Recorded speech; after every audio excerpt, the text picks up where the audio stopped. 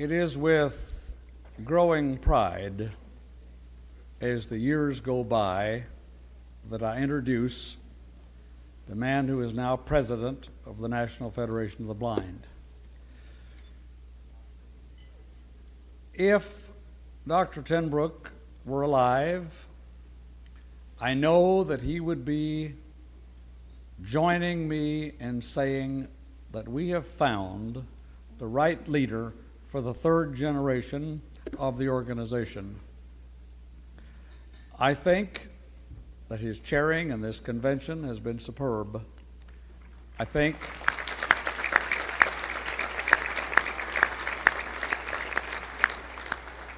that his leadership in this organization during the past year has been wise and energetic. I believe that we have found in him a longtime leader in this organization in years to come. I am, for one, happy and content that it is so. It worked out as well as I hoped it would when he came to the presidency. He has now been in the presidency for 5 years. It doesn't seem that long in some ways, but it is. In some ways, it seems a long time since I ceased being president of this organization. In some ways, it seems like yesterday. Be that as it may, I present to you with real pride now for his banquet address, the President of the National Federation of the Blind.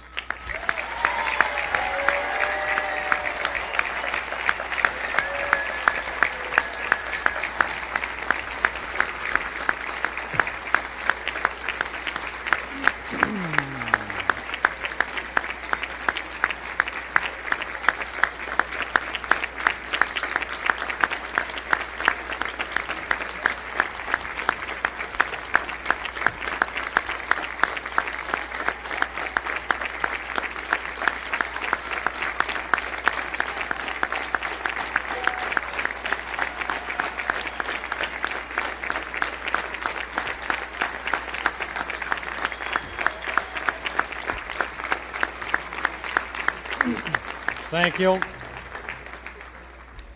Thank you very much for the warmth of that welcome.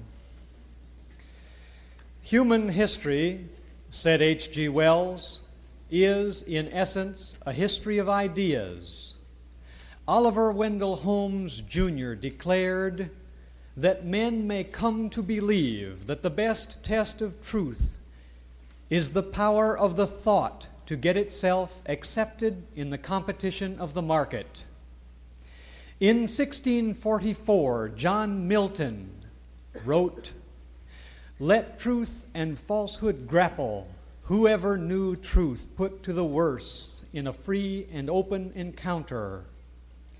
At the beginning of the 16th century, Erasmus stated, "Time reveals all things." Such eminent scholars have believed that a new idea, one which expresses perceived reality more exactly than its predecessor, is in and of itself imbued with sufficient power to banish error. According to these philosophers, the innovative thought, once formulated, will inevitably, in the course of time, replace the old. However, the record of events in our own century fails to substantiate this hypothesis. We have seen the most generous and benevolent of creeds and the most despicable and tyrannical of practices exist in the same country at the same time, without any indication that either was unalterably fated to triumph. The assertion of individual freedom and the toleration of slavery have occurred side by side in modern civilization, and racism of both kinds, incidentally, is still with us. If the objective in seeking the truth is to achieve fairness and decency, and I believe it is, time and a new idea are not enough. Within the framework of time, there must be at least three components that come together: First, an idea must be conceived which contains an element of understanding that has not previously been reached. Second, a proponent of that idea must arise, a leader with the capacity to articulate the nuances in a way that will compel recognition. And finally, there must be a group of individuals prepared to defend what has been propounded. Such concert of effort is essential, not only to protect the new thought, but to give it body and substance, to explore its full meaning and implications. In a fireplace, one log by itself, regardless of how big, will almost certainly fail to burn. There must be at least two. The flame from one is reflected by the other. The brightness and heat come from the space between the logs, the reflection of the flame. As it is with flame, so it is with ideas. A new idea has only a limited time to take fire, to catch the imagination of the public and burn. And if the flame is to be reflected, the kindling point sustained, more than a single person is required. There must be 2, 5, 10, at least a handful to build the heat and speed the process. Regardless of its merit, if an idea, once ignited, fails to reflect the flame of group interaction, its time will soon pass, and it will disappear into insignificance and be forgotten. Of course, an idea can be revived, many times, in fact, if the need is sufficiently urgent. But the process must always begin anew. And if the idea is to live and prosper, if it is to make a meaningful difference in the lives of people, all of the elements must be present. The idea, a leader, and at least a handful to reflect the flame. And what of the blind? What of us? Time and time again throughout our history, one or another of the elements has been present. The idea of a better life for the blind. A leader like Ziska, the blind 15th century general and statesman from Bohemia, or a group of blind people like the medieval guilds prepared to take collective action. But in each instance, there was something lacking. However, in 1940, all of the elements came together. A new idea, a vibrant, inspiring leader, and a dedicated group of blind persons prepared to help each other in shaping the future. In that year, Dr. Jacobus Tenbrook and a handful of others from 7 states gathered in Wilkes-Barre, Pennsylvania to inaugurate our movement, which has changed forever the expectations and aspirations of the blind. When the National Federation of the Blind was founded,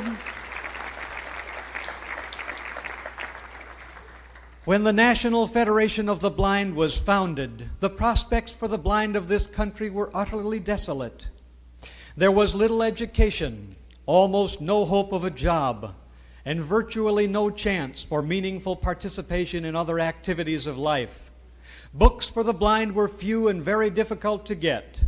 Communication among blind people, at least on a nationwide basis, was almost non-existent. The guarantee, or for that matter the recognition, of meaningful civil rights for the blind was a matter for the distant future, if anybody thought about it at all. Sometimes there were dreams of a home, a family, and the duties and privileges of citizenship, but these dreams rarely came to fruition.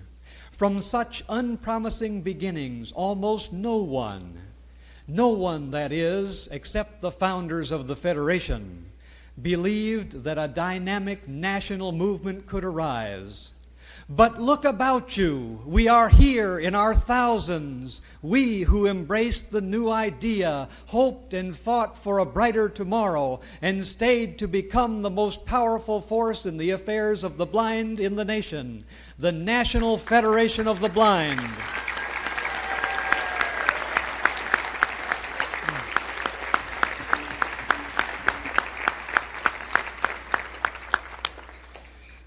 Tonight, over 50 years after our founding, as we gather from every corner of the country, our record of accomplishment spans the years for all to read.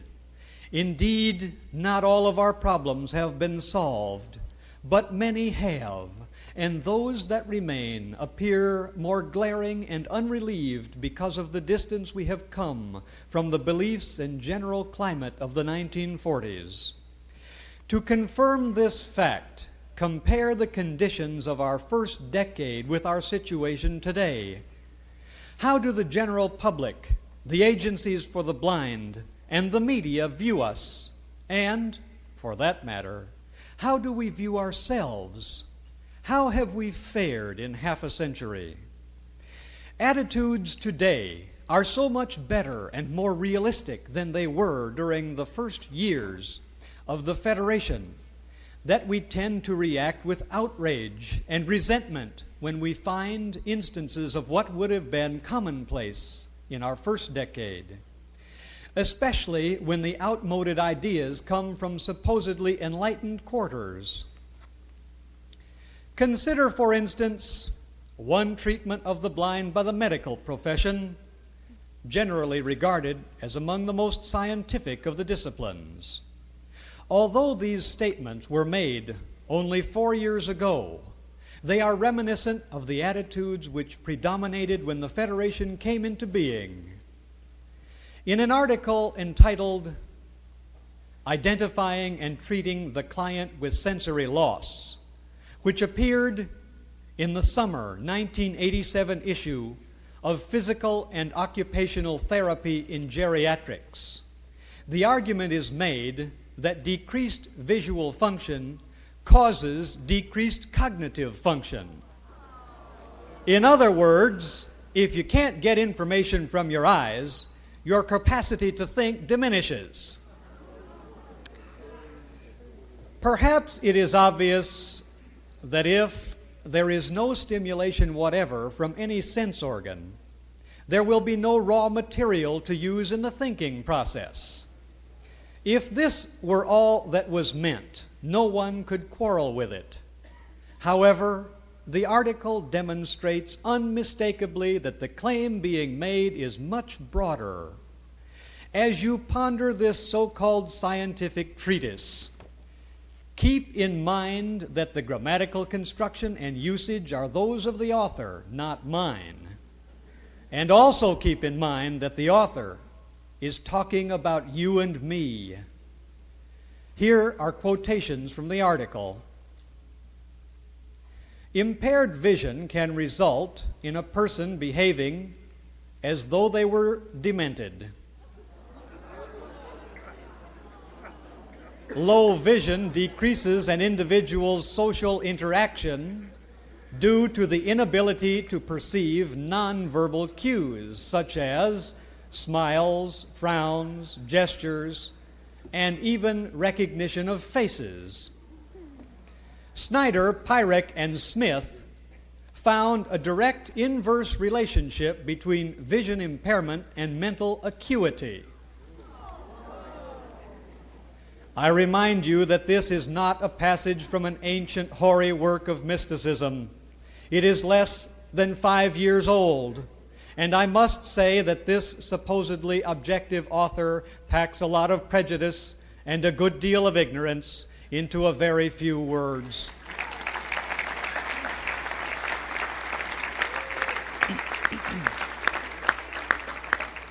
In this one excerpt, she says that the blind may exhibit the behavior of the demented, that we are unable to interact socially, and that the less we can see, the more we can't think. And in case there is any doubt about the attitude of the writer toward the blind, consider this recommendation from that portion of the text containing so-called strategies to help. Remember that the person about whom this advice is being given is blind, not emotionally traumatized, not mentally unhinged, not psychologically deranged, just blind. It is important, the author says, to avoid moving personal belongings and furniture without the consent of the visually impaired client, especially in the client's home. A brief quotation, not dramatic, but examine the nuances.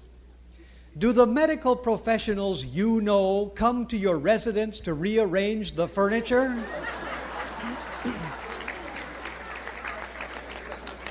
Is it assumed that one of their responsibilities is to decide what pattern should be established in your home, presumably, of course, just for your own good? Or is this simply another variation of the ancient myth, not only that we who are blind memorize the location and arrangement of all items in our homes, but also that movement of anything will visit disorientation and danger upon the unfortunate automatons who live there? Such fables and stereotypes, even when surrounded with the trappings of science, are still only fables and stereotypes. Their placement in the literature of the medical profession does not change their pseudoscientific nature. They are as ridiculous and as devastating to the future of the blind as any of the misbegotten, benighted theories of the Middle Ages, or the 1940s, or for that matter, last week or yesterday. They are not a description of reality, but a reiteration of ignorance.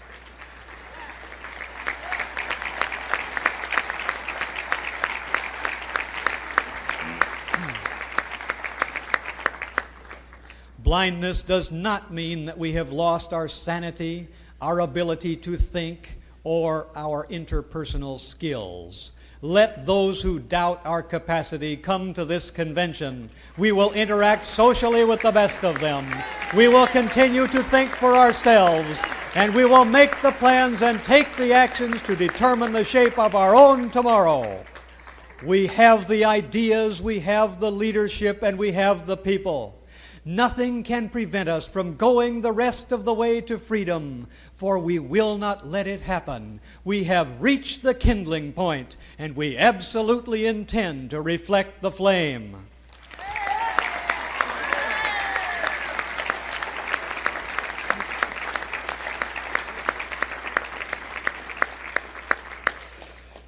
As members of the National Federation of the Blind know, an increasing number of our experiences with the scientific community are not negative, but positive. In fact, many of us work as members of the scientific establishment. There are blind physicists, blind chemists, blind electrical engineers, and blind computer scientists.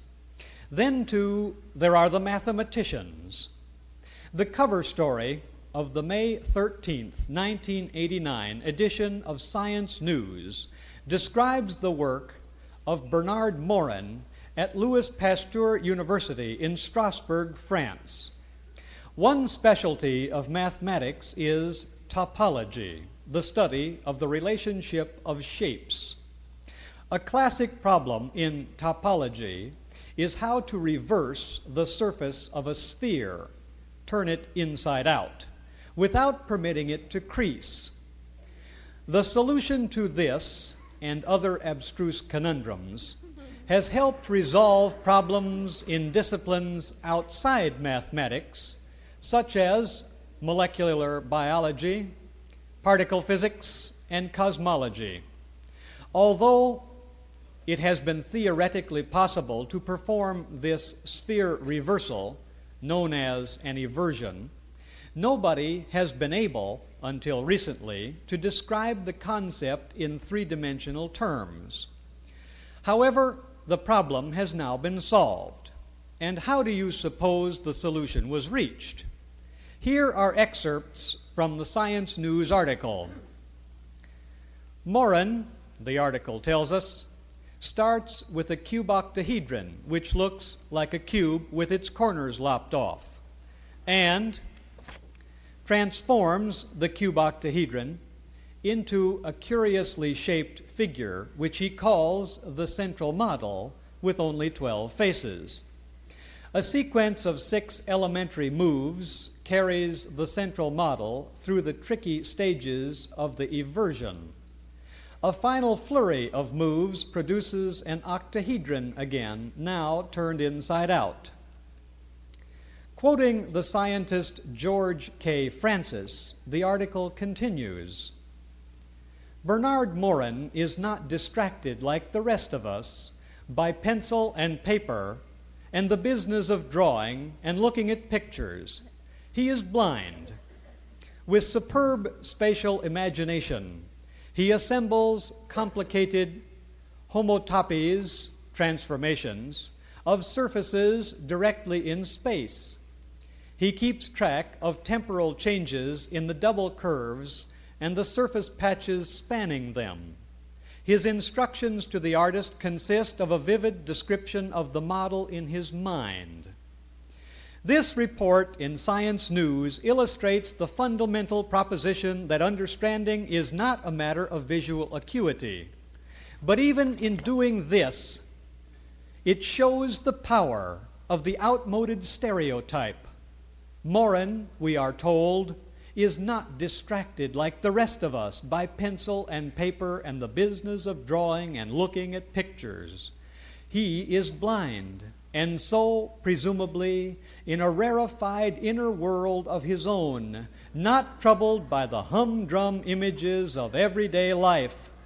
Nonsense! If he is intelligent, he is intelligent. Blindness has nothing to do with it.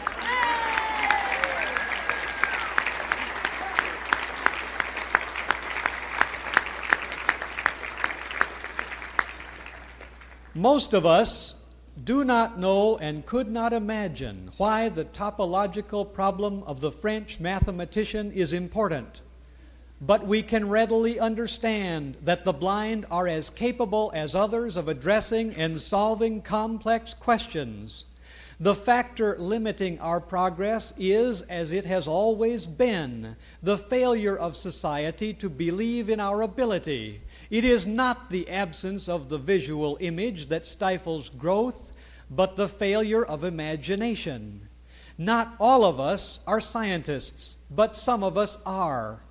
Not all of us aspire to study mathematical relationships, but all of us insist that those with the talent and desire to participate in this exacting discipline should be able to do it. With such commitment, we will expand our horizons and create greater opportunity. With such dedication, we have built the National Federation of the Blind. With such determination, we reflect the flame.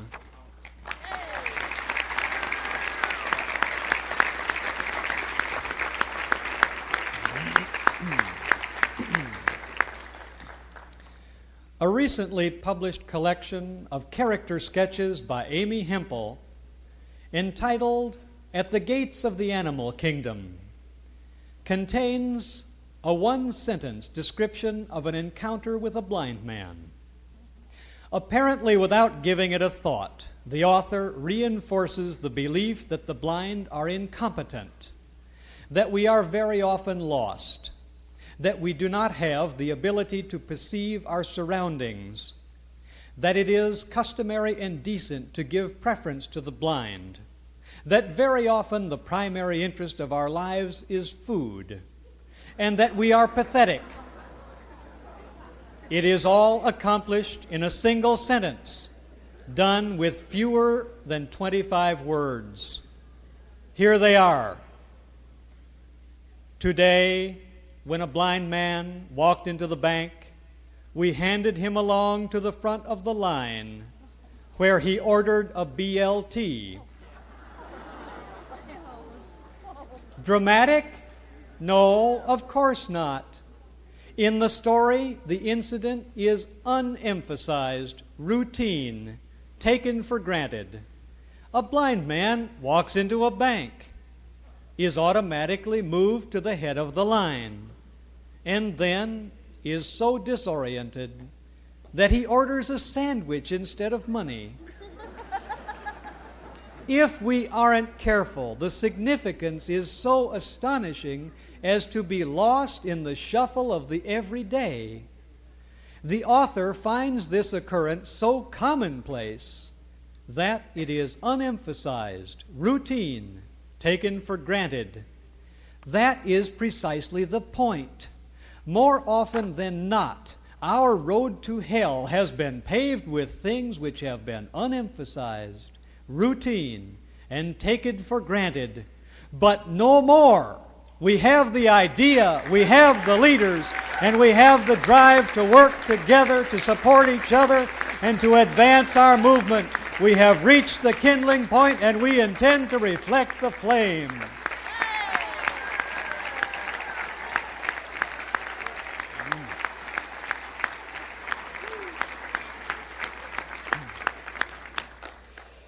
In the spring of 1990, Newsweek magazine reported in an article entitled "Making the Most of Sight" that after AIDS and cancer, the medical crisis Americans fear most is blindness. Not being able to see the stark outline of a winter tree, the article tells us, or the final scene of Casablanca. The loss is almost unimaginable. When I read this item from Newsweek, I was struck by the contrast contained in those first few lines. AIDS and cancer kill. Blindness does not.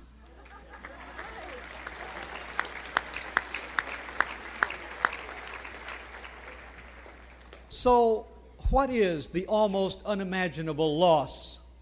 Is it really so bad to be without the visual impression of a tree in winter? Is it truly of vital importance to observe visually the final scene in a movie? Does blindness mean that we cannot enjoy art or appreciate the experience of nature? Many, far too many of the sighted would say yes, but we who live with blindness every day emphatically say no.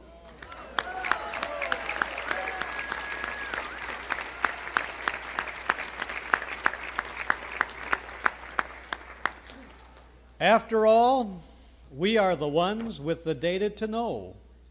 Speaking from personal experience, I can tell you that there is, at least for this blind person, much joy to be gained from a brisk walk in a winter wood.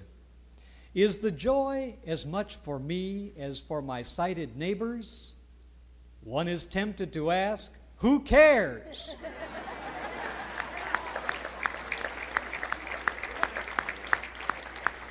The experience is exhilarating, fulfilling.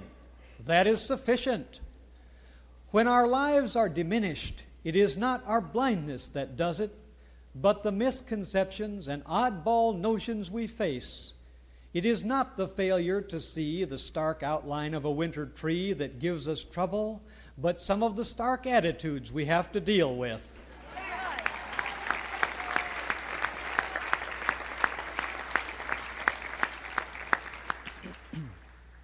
Let me be clearly understood. I am not saying that sight is not useful, nor am I arguing that it is wrong to try to improve one's ability to see. Quite the contrary. However, I am saying that sight is not a requirement for a good life, not the beginning and the end of existence.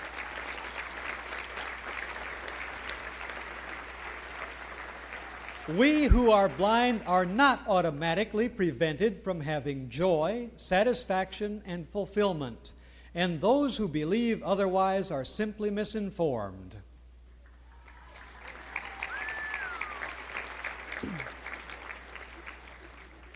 An advertisement published in the Guy Gannett newspapers in Maine about a year ago says, "Illiteracy is a little bit like blindness.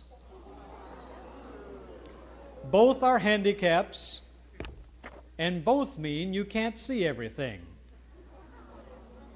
A person who can't read can't really see the morning paper or a child's report card, a street sign, or a prescription. Fortunately, illiteracy is a handicap one can overcome." Implied in this advertisement is the notion that both blindness and illiteracy make a person unable to function, but that, although both of them are bad, at least illiteracy can be changed. For the blind, apparently, there is not much hope. What a distortion! To be blind is not to be ignorant, and we are not prepared to permit such a portrayal of ourselves. Federationists in Maine took the newspaper to task. Rank and file members communicated their indignation to the newspaper's management, and the combination worked. Within a few days, a retraction appeared. The blind are capable, and we intend that the public shall recognize this fact.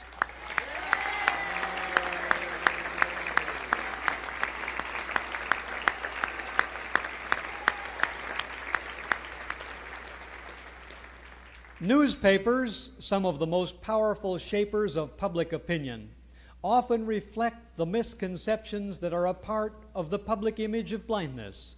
But when it comes to blindness, they are not the authorities. They must learn from us. In half a century, we have gained more knowledge and experience about blindness than anybody else, and we know how to apply the lessons we have learned. Regardless of the source, we simply will not accept ignorance about blindness without protest.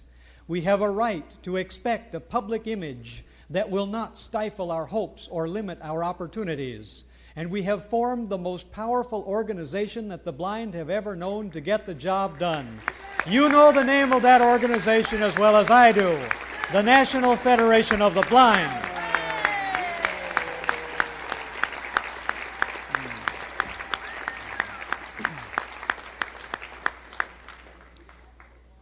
There are a number of university programs which attempt to instruct teachers of the blind. Some of the most obnoxious presentations about blindness may be gathered from the literature being disseminated in these academic settings. Consider a description of the blind contained in course materials currently being disseminated at San Francisco State University. An article by Mary Morrison entitled "The Other 128 Hours a Week, Teaching Personal Management to Blind Young Adults" asserts that many blind adults do not know how to make a peanut butter sandwich, have not learned to pour cereal into a bowl, have not been taught to purchase items from the grocery store, are unable to handle money, cannot boil water on the stove, are unfamiliar with the location of the refrigerators in their own homes, and are so weak that they cannot lift a pitcher to pour water.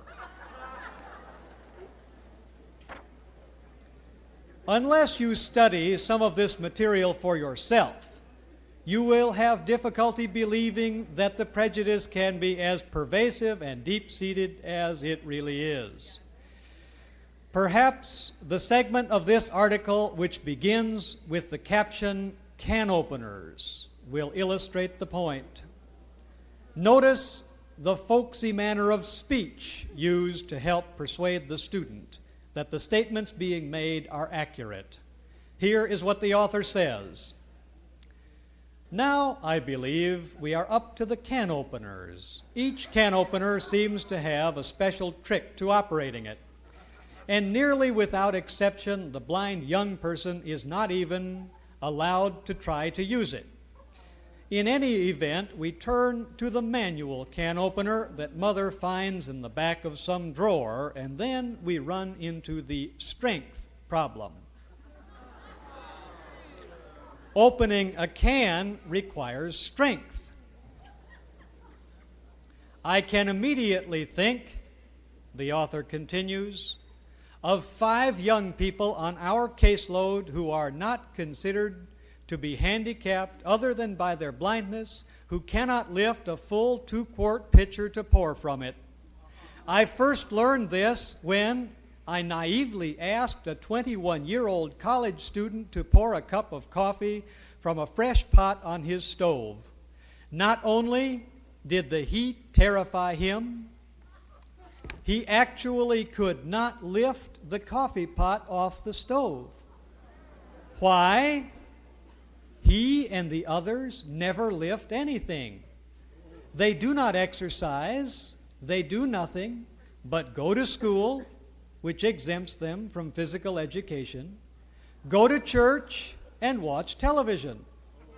Their arms are limp.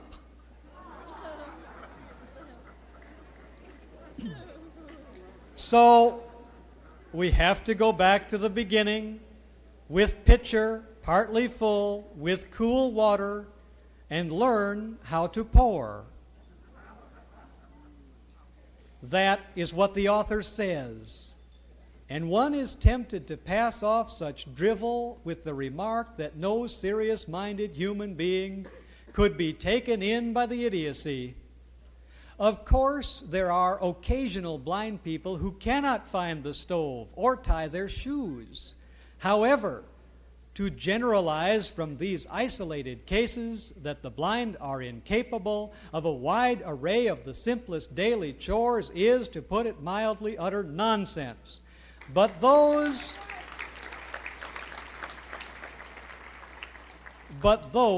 who would dismiss these coarse materials have not reckoned with the pedestrian nature of certain professional educators who teach the teachers of the blind.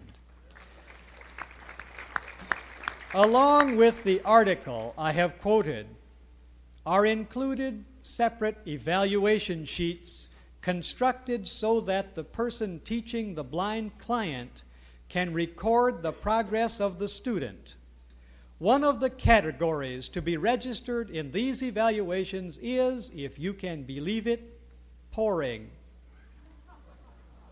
The evaluation sheet for level 1 contains the category pouring cold liquids. In level 3, the student has progressed to pours hot liquids.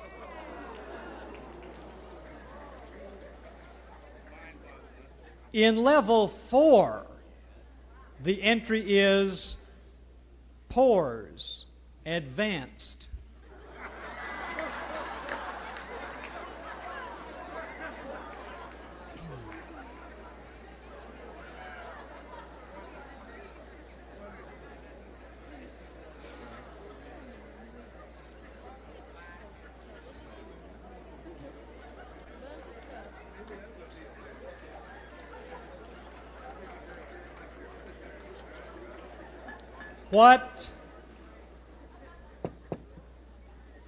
What, one wonders, is included in the arcane science of advanced pouring?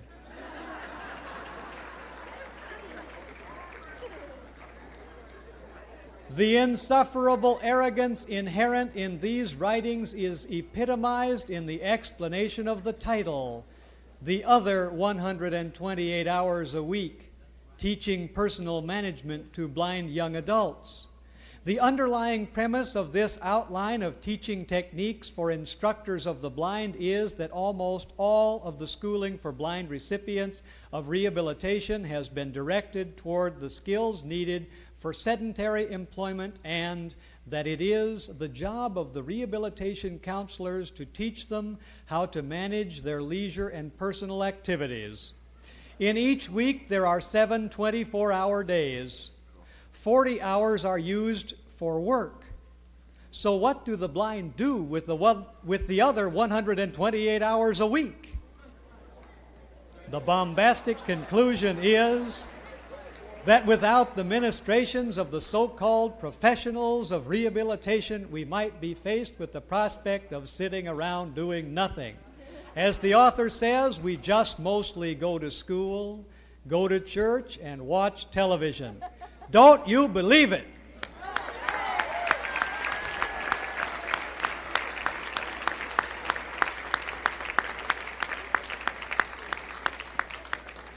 Those who have been to this convention could tell her otherwise.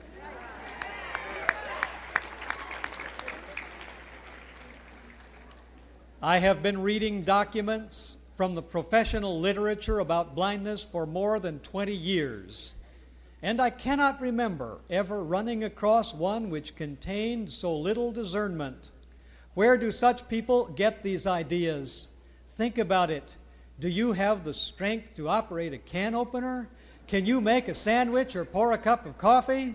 Are they writing about you and me? They are. They are writing about you and me.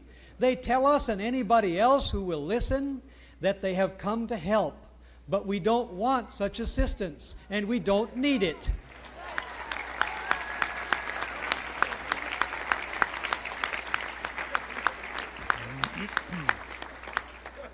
Of course, like anybody else, we need education, and we also need training in the skills of blindness. But in matters such as those described, we can and we will do for ourselves.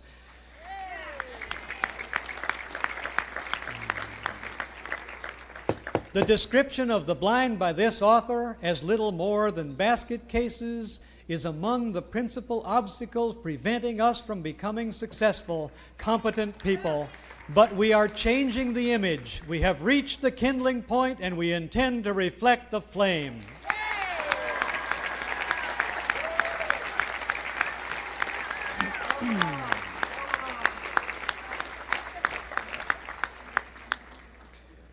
One Friday evening, a few months ago, I reached into my mail basket and found a letter from a man from New Jersey. If his story were unique, it would be poignant enough, but it is not unique. It is an everyday occurrence in the lives of tens of thousands of the blind of this country, underlying with grim insistence the need, yes, the necessity for the National Federation of the Blind. The details reported in an article published in an Atlantic City newspaper show once more why we have organized and what we must do. Here, as told by the reporter, is the saga of Bill, whose real name, for obvious reasons, I have not used. What happens to a man who suddenly loses the tools he used to measure his worth in the world? What happens to a man when he turns to those whose very job it is to help him, and he is ignored? This is what happened to one man. On a Saturday morning in the summer of 1988, he woke up blind. At once, he denied what was obvious. He washed and dressed and picked up the morning paper, a habit as fixed as pulling on his pants. He couldn't read it. He put it down, said nothing, and left the house. He drove to the office slowly, deliberately, guessing at the traffic lights he could not see. When he arrived at the office, he was alone. He sat down at his computer terminal and there confronted the cold fact that he could not see the copy he was supposed to type. Bill started to come undone. He had no idea what would happen next. He had worked as a typesetter and computer operator all of his adult life. What could he do now? Bill saw the publisher of the paper. When he explained to her what had happened, she offered him a handshake and 2 words: good luck. The next day, Bill registered for state disability payments. He would receive less than half of his old salary. He doesn't sit still well. Retirement was never part of his life's plan. Work was all. He needed to regain his workday world. He needed a start. It was October when he called and spoke with a receptionist at the New Jersey Commission for the Blind. She said a representative of the commission would get in touch. Soon afterward, a caseworker called to make an appointment. He arrived full of assurances. Bill told him what had happened. He spoke of his work as a computer operator and supplied the caseworker with his medical history. He also spoke of the long and lonely days he had been living through. I told him I was going nuts. He asked me what I liked to do, and I said, read, but I can't even do that. I told him I need to find a job. He said, you have been paying into the system all of your life. Now it is time to reap the benefits. The caseworker was sympathetic. He said he would provide a cassette player for Bill and arrange for him to receive books on tape from the library. Bill was led to believe that the commission would help him return to work. He was told he would need a medical examination. He was told the commission would pay the doctor's bill and instructed to wait until the appropriate forms were assembled. The caseworker said he would call when everything was in place to make the appointment. The commission appeared to be a godsend. Here, Bill thought, was more than a promise to help. Here was the way back into the world. During the weeks that followed that first meeting with the caseworker, Bill grew anxious. He made several calls to the commission's offices. None was returned. November turned into December. Bill had been out of work for more than 3 months, a fact made all the more harsh when he realized that his medical insurance coverage had been cut off on September 1st. It was early in December when the caseworker called again with the go-ahead to schedule a medical exam. Bill was told to call back with the date arranged so the forms for payment could be forwarded to the doctor. He did, and on December 7th, Bill saw his doctor. Bill left the doctor and stepped up to the receptionist's desk. He asked her about the forms. She said they had received no forms, and he paid for his visit. A few days later, the caseworker called to arrange another meeting.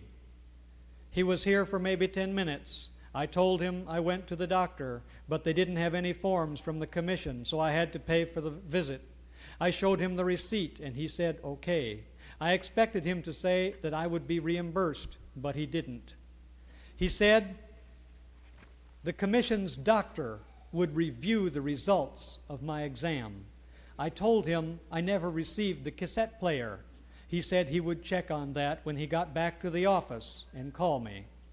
A few weeks later, Christmas arrived, looking like just another day. No word from the caseworker. In January 1989, the state disability payments stopped and Bill became eligible for Social Security. His income dropped again. He made more phone calls to his caseworker. None was returned. The cold bound him to the house, and it was easy to ride out the day on the endless stream of daytime TV. One day turned into the next, each the same, as empty as the slate gray winter sky. January eventually became February. By March 1989, Bill had been unemployed for more than 6 months. More than 3 months had passed since he had heard from his caseworker. Phone calls to his caseworker at the commission's office in April were never returned. This is a tiny part of what the extensive newspaper article tells us about Bill's story. It goes on to say that a friendly newspaper reporter called the Department of Human Services on Bill's behalf to complain. The next day, the paper continues, Bill got a call from his caseworker. When the commission staff member arrived at the house, there was no mention of his nearly 5-month absence. Not a word about all of the phone calls that were never returned. Instead, he announced that the commission had reviewed the medical exam performed in December, remember that we are now in April, and was now prepared to address the problem. In August, Bill was given a series of oral and written examinations by a psychologist at the commission's office. He was told the tests were part of the process that would return him to the workplace. In September, he received the results of the exams. He was weak in mechanical skills, but sharp in computer-oriented skills. The psychologist noted that he was suffering a lack of self-worth. He was depressed. In October, his caseworker brought him a typewriter. He should refresh his typing skills, he was told. The caseworker said he had also arranged for an instructor to come out to the house to help. Bill thought it was an odd gesture. Had he been waiting a year for a typewriter? I was desperate. I'm sure I sounded like I was begging. I said to him, "Listen, in the beginning I told you I wanted to work, to get out of the house, to have something to do. But now," I said, "there isn't any money left. It's a necessity. I need work, any kind of work." Before the month was out, Bill met the typing instructor, a young woman who is blind, who showed him how a blind person becomes acclimated to the keyboard. But Bill knows the keyboard. Bill thought the session pointless. In November, his caseworker called him to the commission's office. By this time, Bill had been blind and out of work for well over a year. And that day, for the first time, there was talk of a job. The caseworker said, "I'm going to Atlantic City tomorrow to see about getting you an appointment at Bally's Grand." I said, "Great." I was ecstatic. This was just before Thanksgiving. After the holiday, he called to say we had a tentative meeting on Friday. He would call back with a definite time. The week faded into the next. The caseworker never called. Bill felt conned. This is the story of Bill, as reported in the press. Do you know Bill? Do you recognize him? How many of us here in this room find ourselves painfully reflected in the details?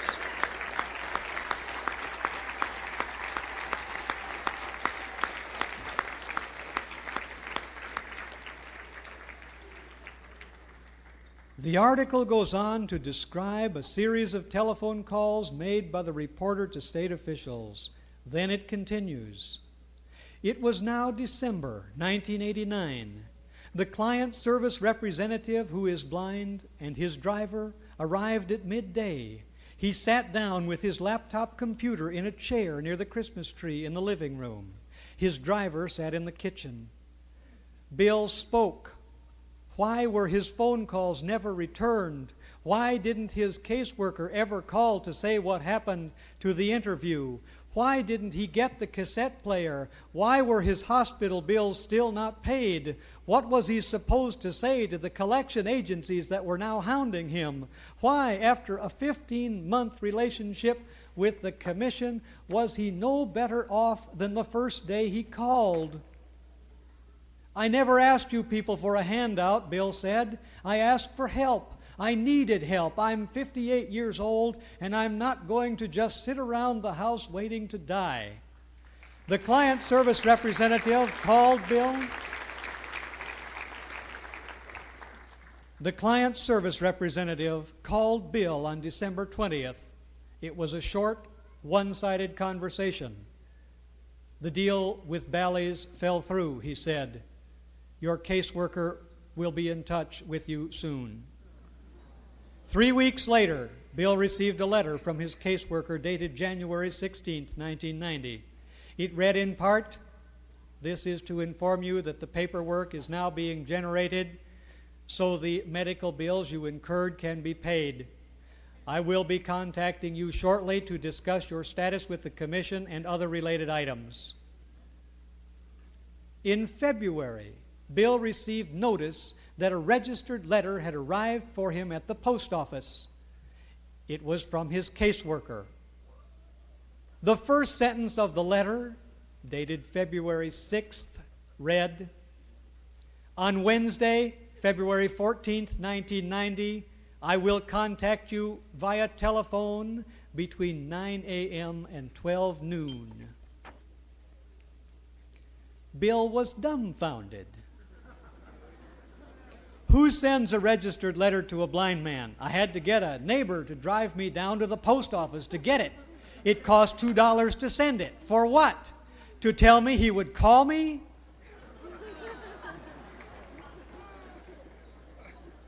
On February 14th, the caseworker called at 1:45 p.m.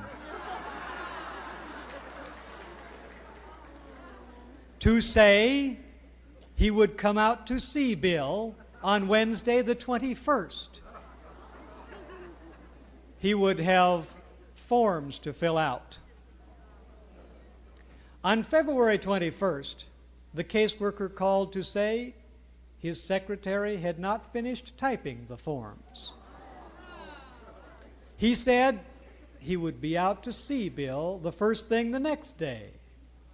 On February 22nd, the caseworker did not show. He did not call. Dumbfounded was no longer an adequate word to describe Bill's state of mind. On February 27th, when the caseworker did call, a new date was set for the appointment. In all of this time, they couldn't get me even an interview, Bill questioned. Not one interview? Is there nothing? Is this it? Look at me. I clean the house. I make lunch at noon. I start dinner at 5. This can't be it. And yet, here I sit. I'm no better off today than I was the day I first called the commission. That was 18 months ago. I got Bill's letter last year, just after the occurrence of the events I've been relating to you. I tried to call him, but I couldn't find a number listed in his name. I telephoned the reporter and eventually tracked down the information. I spoke with Bill and invited him to join the Federation. We talked about the work that blind people are doing all over America. I asked Bill to believe that there is more for those who are blind than the paper shuffling and dreariness of some of the agencies for the blind. There is the spirit of the National Federation of the Blind.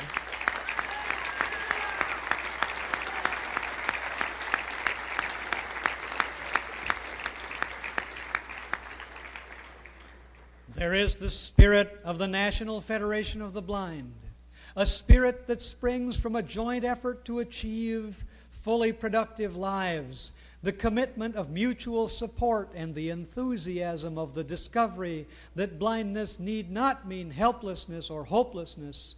All of this is a part of the organized blind movement, our movement, the National Federation of the Blind.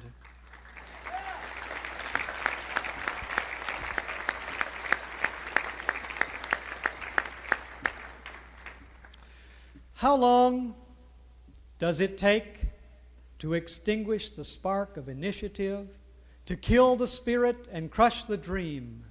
For Bill, it takes more than 18 months. He has joined our movement, and he is once again employed as a computer operator.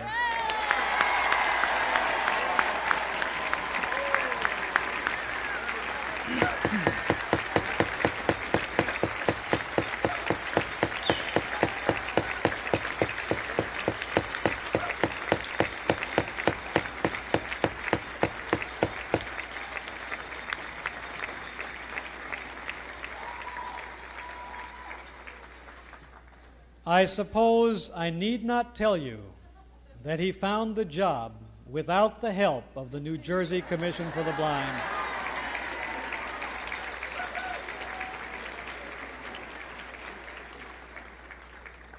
Yet there are those who tell us that we are harsh and unreasonable in criticizing some of the governmental and private agencies established to help the blind. Let them call us what they will and say what they please. We have the idea of freedom. We have the leaders, and we know how to work together and support each other. We have reached the kindling point, and we intend to reflect the flame.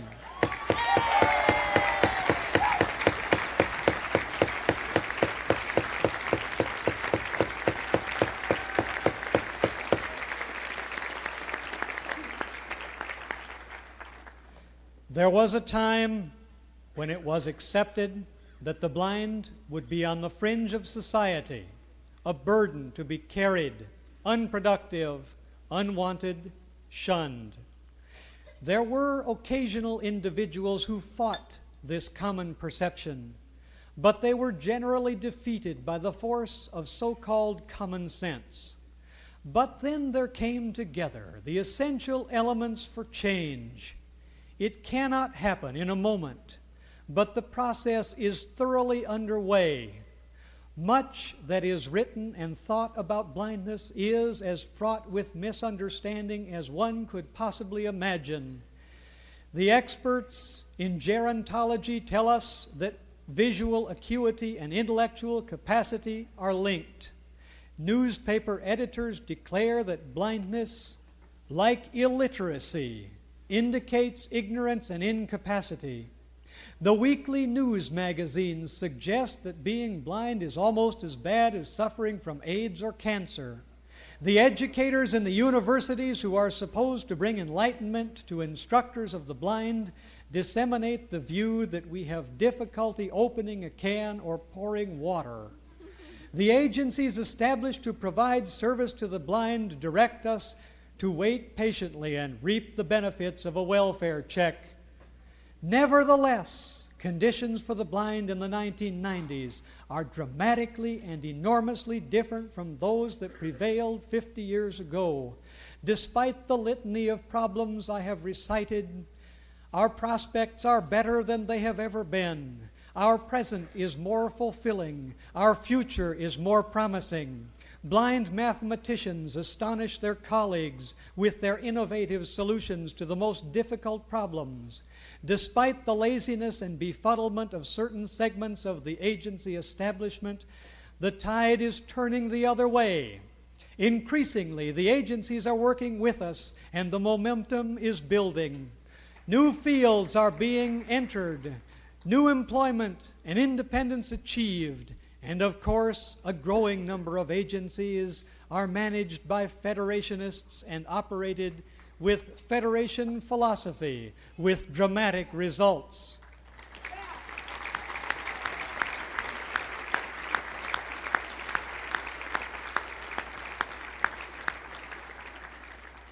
Although the literature often contains references which belittle the capacity of the blind, there are also, and ever more frequently, the positive images, and we are not without our own capacity to write.